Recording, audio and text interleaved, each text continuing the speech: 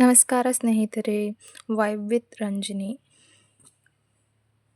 ನಿಮ್ಮೆಲ್ಲರಿಗೂ ಹಾರ್ದಿಕ ಸ್ವಾಗತ. ಇವತ್ತಿನ ದಿನ ಸ್ವಲ್ಪ ಬೇಗನೆ ಶುರುವಾಯಿತು, ಯಾಕಂದರೆ ಅಮ್ಮ ಊರಿಗೆ ಹೋಗಿದ್ದಾರೆ. ಸೊ ಹಾಗಾಗಿ ಎಲ್ಲ ಕೆಲಸ ಕೂಡ ನಾನೇ ಮಾಡಬೇಕಾಗಿದೆ.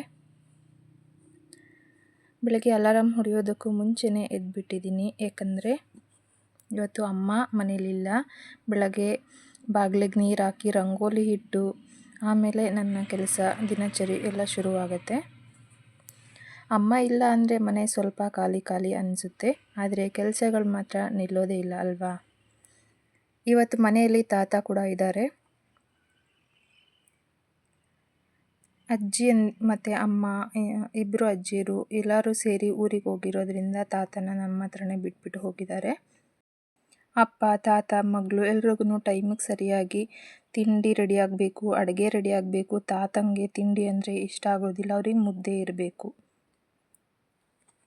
ಸೊ ಹಾಗಾಗಿ ಇವತ್ತು ಒಂದೇ ಸಮಯದಲ್ಲಿ ಅಡುಗೆ ಮತ್ತು ಟಿಫನ್, ಲಂಚ್ ಬಾಕ್ಸ್ ಎಲ್ಲ ಕೂಡ ರೆಡಿ ಆಗಬೇಕಿದೆ. ಎಲ್ಲವನ್ನು ನಾನೇ ಮ್ಯಾನೇಜ್ ಮಾಡಬೇಕಾಗಿದೆ. ಮೊದಲು ಅಡುಗೆ ಮನೆ ಕ್ಲೀನ್ ಮಾಡಿ ನಿನ್ನೆ ರಾತ್ರಿ ಮಾಡಿದ ಇಡ್ಲಿ ಹಿಟ್ಟು ಹೊರಗೆ ತೆಗೆದುಕೊಂಡೆ. ಹಿಟ್ಟು ಚೆನ್ನಾಗಿ ಫರ್ಮೆಂಟೆಡ್ ಆಗಿದೆ. ಆ ಹಿಟ್ಟಿಂದ ಇವತ್ತು ಬೇಗ ಆಗೋ ಹಾಗೆ, ಹೊಟ್ಟೆ ತುಂಬೋ ಹಾಗೆ ದೋಸೆ ಮಾಡೋಣ ಅಂತ ನಿರ್ಧಾರ. ಆದರೆ ತಾತ ಮತ್ತು ಅಪ್ಪಗೆ ಮುದ್ದೆನೇ ಬೇಕು. ಸೊ ಹಾಗಾಗಿ ನಾನಿವಾಗ ಇಲ್ಲಿ ಸಾಂಬಾರು ಮಾಡೋದಕ್ಕೆ ಅಂತ ಹೇಳಿ ಎಲ್ಲನೂ ಫ್ರೈ ಮಾಡ್ಕೊತಾ ಇದ್ದೀನಿ. ಸೊ ತೆಂಗಿನಕಾಯಿ ಯಾಕೆ ಆ ಥರ ಇದೆ ಅಂದರೆ, ನಾನು ಫ್ರೀಝರಲ್ಲಿ ಇಟ್ಟಿದ್ದೆ, ಅದಕ್ಕೋಸ್ಕರ ಅದು ಗಟ್ಟಿಯಾಗಿದೆ. ಸೊ ನಾನು ತೆಂಗಿನಕಾಯಿ ಫ್ರೀಝರಲ್ಲಿ ಇಟ್ಟಿಲ್ಲ ಅಂದಿದ್ರೆ ನಾನು ಅದನ್ನ ಬಿಸಿ ಮಾಡ್ತಾ ಇದ್ದಿಲ್ಲ. ಸೊ ಅದನ್ನು ಹಾಗೆ ನಾವು ರುಬ್ಬಿದ್ರೆ ಅದು ಟೇಸ್ಟ್ ಚೆನ್ನಾಗಿ ಬರೋದಿಲ್ಲ. ಅದಕ್ಕೋಸ್ಕರ ನಾನಿಲ್ಲಿ ಸ್ವಲ್ಪ ಫ್ರೈ ಮಾಡಿಕೊಂಡು ಆನಂತರ ನಾನು ಗ್ರೈಂಡ್ ಮಾಡ್ಕೊತಾ ಇದ್ದೀನಿ. ಸಾಂಬಾರಿಗೆ ಕೂಡ ರೆಡಿ ಮಾಡ್ಕೊತಾ ಇದ್ದೀನಿ. ಒಂದು ಕಡೆ ತಿಂಡಿಗೆ ರೆಡಿ ಮಾಡ್ಕೊತಾ ಇದ್ದೀನಿ. ಅಟ್ ಎ ಟೈಮ್ ಎರಡೂ ಕೂಡ ರೆಡಿ ಆಗಬೇಕು. ಸೊ ನನ್ನ ಮಗಳಿಗಂತ ಮೊಟ್ಟೆ ದೋಸೆ ಮಾಡ್ತಾ ಇದ್ದೀನಿ. ತುಂಬ ಸಾಫ್ಟಾಗಿ ಮತ್ತು ಟೇಸ್ಟಿಯಾಗಿ ಕೂಡ ಇರುತ್ತೆ. ಸೊ ದೋಸೆ ಜೊತೆ ನಾನಿಲ್ಲಿ ಆಲೂಗಡ್ಡೆ ಪಲ್ಯ ಕೂಡ ರೆಡಿ ಮಾಡ್ಕೊಂಡಿದ್ದೀನಿ. ಆದರೆ ನನ್ನ ಮಗಳು ಆಲೂಗಡ್ಡೆ ಪಲ್ಯ ತಿನ್ನೋದಿಲ್ಲ. ಅವಳಿಗಂತ ಒಂದು ಬಾಕ್ಸ್ಗೆ ಸ್ವಲ್ಪ ಇರಲಿ ಅಂತ ಹೇಳ್ಬಿಟ್ಟು, ಯಾಕಂದರೆ ಬೆಳಗ್ಗೆ ಹೊತ್ತು ಅವರಿಗೆ ತಿನ್ನೋದಕ್ಕೆ ಇಷ್ಟ ಆಗೋದಿಲ್ಲ. ಆದರೆ ಮಧ್ಯಾಹ್ನ ಟೈಮ್ ಅವ್ರ ಮನಸ್ಸು ಯಾವ ರೀತಿಯಾಗಿ ಚೇಂಜ್ ಆಗುತ್ತೆ ಅಂತ ಹೇಳೋಕ್ಕಾಗಲ್ಲ. ಸೊ ಹಂಗಾಗಿ ನಾನು ಬಾಕ್ಸ್ಗೆ ಅಂತ ಹೇಳ್ಬಿಟ್ಟು ಸ್ವಲ್ಪ ಪಲ್ಯ ಕೂಡ ರೆಡಿ ಮಾಡ್ತಾಯಿದ್ದೀನಿ. ಬಟಾಣಿ ಮತ್ತು ಆಲೂಗಡ್ಡೆ ಹಾಕಿಬಿಟ್ಟು ಆಲೂಗಡ್ಡೆ ಪಲ್ಯನ ರೆಡಿ ಮಾಡ್ತಾಯಿದ್ದೀನಿ.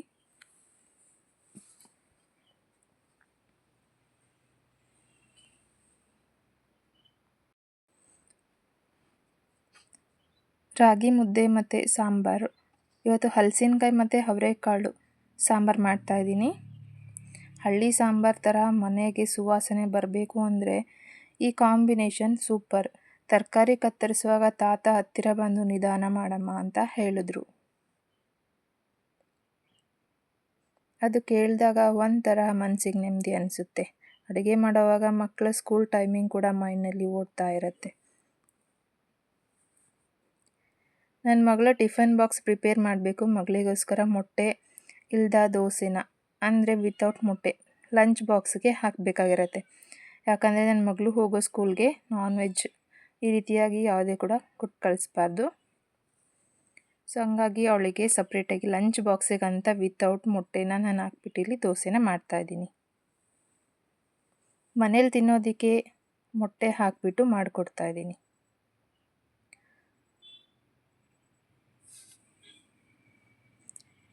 ಸ್ನ್ಯಾಕ್ಸಿಗಂತ ಕಿವಿ ಹಣ್ಣನ್ನು ಕೂಡ ಕಟ್ ಮಾಡಿ ನಾನಿಲ್ಲಿ ಲಂಚ್ ಬಾಕ್ಸ್ನಲ್ಲಿ ಹಾಕ್ಕೊಡ್ತಾಯಿದ್ದೀನಿ.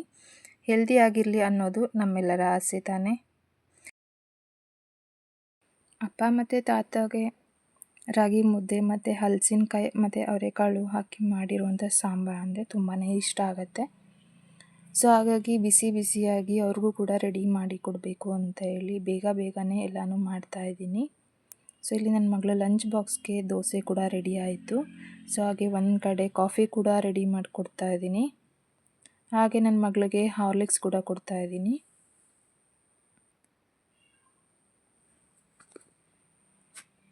ಡೈಲಿ ಏನು ನನ್ನ ಮಗಳು ಹಾರ್ಲಿಕ್ಸ್ ಎಲ್ಲ ತೊಗೊಳ್ಳೋದಿಲ್ಲ. ವೀಕ್ಲಿ 1-2 ಟೈಮ್ಸ್ ಅಷ್ಟೇ ತೊಗೊಳ್ಳೋದು.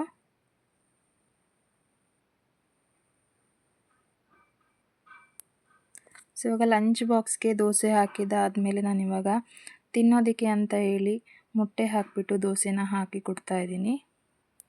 ಸೊ ನನ್ನ ಮಗಳ ಸ್ಕೂಲ್ನಲ್ಲಿ ದೇವಸ್ಥಾನ ಇದೆ, ಬನಶಂಕರಿ ದೇವಸ್ಥಾನ. ಹಾಗಾಗಿ ನಾನಲ್ಲಿ ನಾನ್ ವೆಜ್ ಎಲ್ಲ ಏನು ಕೊಟ್ಟು ಕಳಿಸೋದಿಲ್ಲ. ಹಾಗೆ ನಾನ್ ವೆಜ್ನ ಹೊರಗಡೆ ತೊಗೊಂಡೋಗಿ ತಿನ್ನಬಾರ್ದು ಅಂತ ಹೇಳ್ತಾರೆ.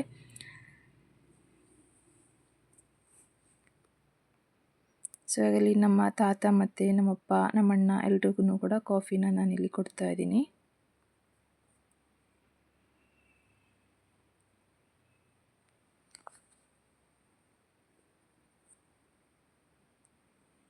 ಸೊ ನನ್ನ ಮಗಳಿಗೆ ಎರಡೂ ಕಡೆ ನೀಟಾಗಿ ರೋಸ್ಟಾಗಿ ಬೆಂದಿದ್ರೆ ದೋಸೆ ತುಂಬಾ ಇಷ್ಟ ಆಗುತ್ತೆ.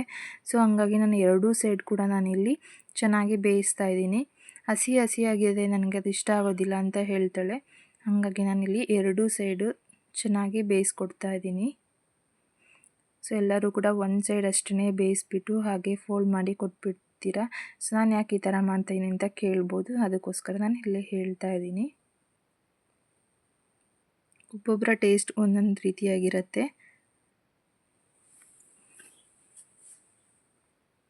ನಾನಿಲ್ಲಿ ಯಾವುದೇ ರೀತಿಯ ಮಾಡಿರೋ ಅಂಥ ರೆಸಿಪಿನ ಕೂಡ ನಾನಿಲ್ಲಿ ಶೇರ್ ಮಾಡ್ತಿಲ್ಲ.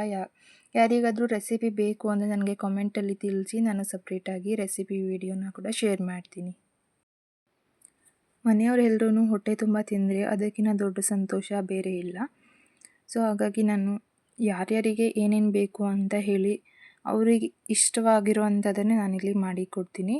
ಸೊ ಅವರು ನಾನು ಇದು ತಿನ್ನಲ್ಲ ಅಂತ ಹೇಳಿದ್ರೆ ನಾನು ಅದನ್ನು ಕೊಡೋದಕ್ಕೆ ಹೋಗೋದಿಲ್ಲ. ಸೊ ಹಂಗಾಗಿ ನಮ್ಮ ತಾತಂಗೆ ನಾನು ದೋಸೆ ಏನೂ ಮಾಡಿಕೊಟ್ಟಿಲ್ಲ. ಅವ್ರಿಗೆ ಮುದ್ದೆ ಬೇಕು ಅಂತ ಹೇಳಿದ್ರು. ಅವ್ರಿಗೆ ಬೆಳಗ್ಗೆ ಮತ್ತು ಮಧ್ಯಾಹ್ನ ಮತ್ತು ನೈಟ್ 3 ಟೈಮ್ ಕೂಡ ಮುದ್ದೆನೇ ಅವ್ರು ತಿನ್ನೋದು. ಅವ್ರಿಗೆ ಶುಗರ್ ಮತ್ತು BP ಎಲ್ಲನೂ ಇದೆ. ಹಾಗಾಗಿ ಅವ್ರಿಗೆ ಮುದ್ದೆನೇ ಹೆಲ್ದಿಯಾಗಿರುತ್ತೆ ಅಂತೇಳಿ ಅವ್ರು ಅದೇ ಮತ್ತು ಆವಾಗಿನ ಕಾಲದವರಿಗೆಲ್ಲ ಮುದ್ದೆನೇ ತುಂಬ ಗಟ್ಟಿ ಅಂತ ಹೇಳ್ತಾರೆ. ಸೊ ಹಂಗಾಗಿ ಅವ್ರಿಗೆ ಮುದ್ದೆನೇ ಇಷ್ಟ ಆಗುತ್ತೆ. ರೈಸ್ ಕೂಡ ಅವ್ರು ತಿನ್ನೋದಿಲ್ಲ. ಅಪ್ಪ ಅಣ್ಣಂಗೋಸ್ಕರ ರೈಸ್ ಮಾಡೋದಷ್ಟೇ. ಅವರು ರೈಸ್ನ ಕೂಡ ತಿನ್ನೋದಿಲ್ಲ. ಹಾಗಾಗಿ ಅವರು ಮುದ್ದೆ ಅಷ್ಟೇ ತಿನ್ನೋದು. ಸೊ ಮೇಯ್ನಾಗಿ ಅವರಿಗೆ ಮುದ್ದೆ ಅಷ್ಟೇ ಅವ್ರು ಕೇಳೋದು. ನೀನು ಏನಾದರೂ ಮಾಡ್ಕೊ, ನನಗೆ ಮುದ್ದೆ ಮಾಡಿಕೊಡು ಅಂತ ಕೇಳ್ತಾರೆ.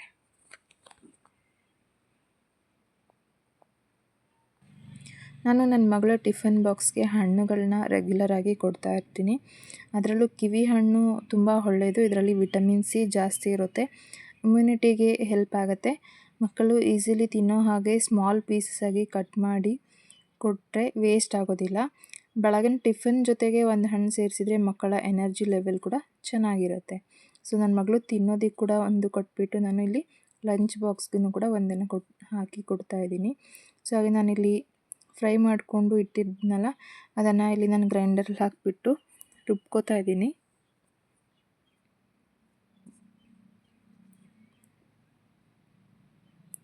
ಸೊ ರೆಸಿಪಿ ಬೇಕು ಅಂತ ನನಗೆ ಕಾಮೆಂಟಲ್ಲಿ ತಿಳಿಸಿ, ನಾನು ರೆಸಿಪಿನ ಶೇರ್ ಮಾಡ್ತೀನಿ.